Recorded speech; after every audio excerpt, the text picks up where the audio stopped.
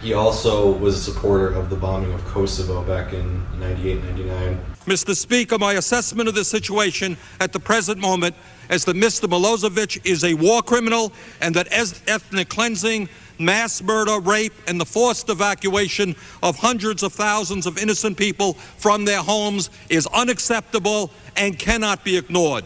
Sadly, because Mr. Milosevic has negotiated agreements which he has then ignored, I have supported the NATO bombings of military targets. I think where Mr. Fisher is coming from is very close to where I am coming from. Both of you sold out. One of his aides at the time quit over that. He's been, I guess, kind of on the fence on the Israel-Palestine situation. Hamas has used money that came into Gaza for construction purposes, and God knows they need roads and all the things that they need, and used some of that money to build these very sophisticated tunnels into Israel for military purposes. For survival purposes. Okay, one second. Yes, now, I don't want to be interrupted. The question was asked. It's a fair question, and I'm trying to... Okay, Israel has the right to resist. If you don't... Yes, they did. You know, excuse me, shut up. You don't have the microphone. You've asked, I don't want police officers here. You're going to arrest people? No, I'm not going to arrest people, but are you going to allow us to have a discussion? What do you think? You come down here. You're up there. Come down and be Democratic. So I have a discussion with people. Are you asking for the point? Occupied populations have the right to resist. All right. You're entitled to your view. You've asked the question, I'm answering it. This is called democracy. Let him finish. All right? All right, I am answering a question, and I do not want to be disturbed. But since 2016, I mean, there just seems to be a lot of instances of him kind of towing the line. I mean, there was him supporting Hillary Clinton, which I guess you could make an excuse for, but he's towed the Russiagate line to a pretty heavy extent. I mean, the speech that he made after Trump met with Putin in Helsinki, it sounded like something that a corporate Democrat might say. At the Helsinki summit on Monday, President Trump embarrassed our country, undermined American values, and openly sided with Russia's authoritarian leader, Vladimir Putin, against the U.S. intelligence community's unanimous assessment that Russia interfered in the 2016 presidential election. Senator John McCain is right when he said it was, and I quote, one of the most disgraceful performances by an American president in memory.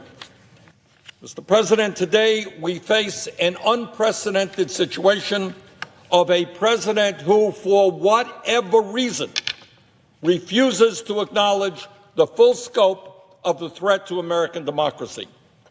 Either he really doesn't understand what is happening, and that's possible, or he is under Russian influence because of compromising information they may have on him, or because he is ultimately more sympathetic to Russia's authoritarian oligarchic form of government than he is to American democracy.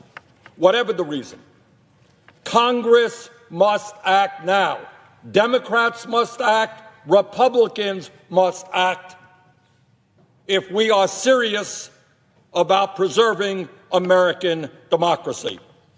We must demand, and I know this is a radical idea, but demand that the President of the United States represent the interests of the American people and not Russia.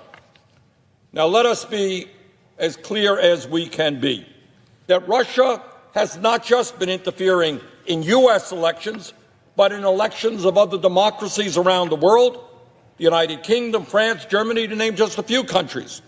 Russia's goal is to advance its own interest by weakening the transatlantic alliance of democracies that arose after World War II, while also inflaming internal divisions in our country as well as other countries.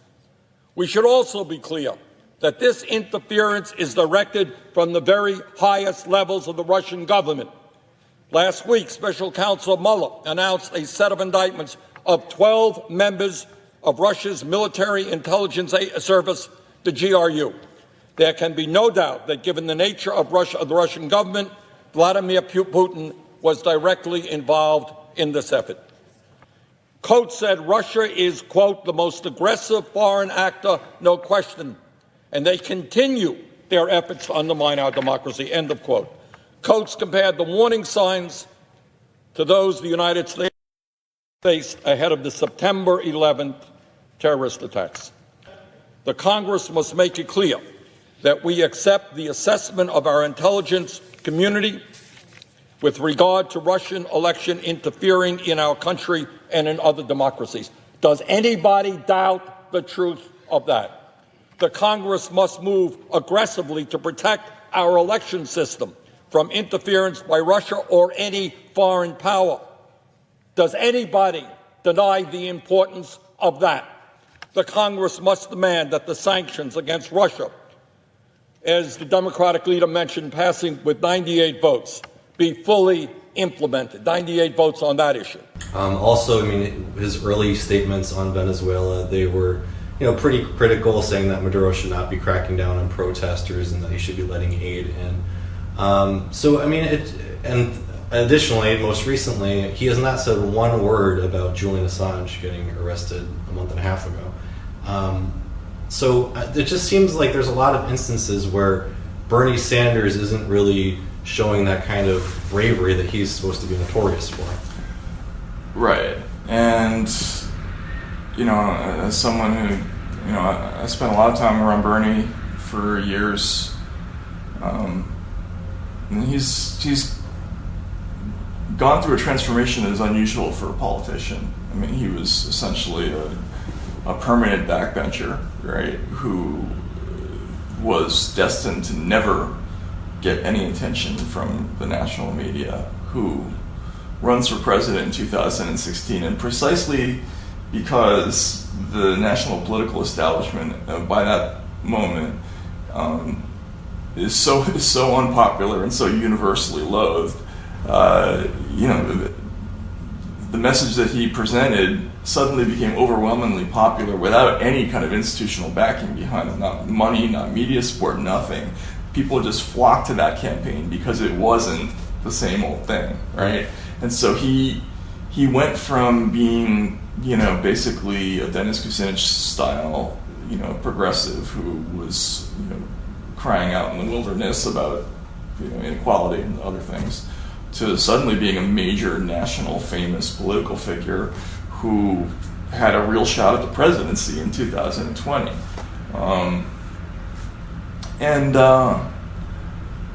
I do think it's probably changed him in some ways.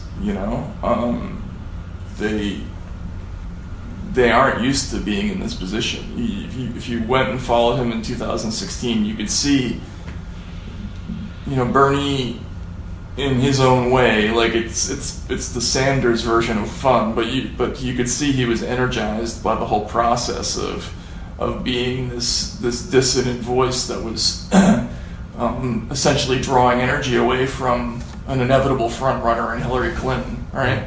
And there was never any moment where it was believed that he was going to be anything but this quixotic dissident. It wasn't seriously considered until late that he might actually have a chance at winning the nomination, and you could see that was kind of freeing for him, right? Now he enters this race, and there absolutely was a path for him to win the nomination if he did things a certain way, and I don't know. I have a feeling that he maybe has been unduly influenced by that reality. I think maybe he started to make political calculations in ways that he never did before. It's my take from the outside. From the outside, he just doesn't seem to be having.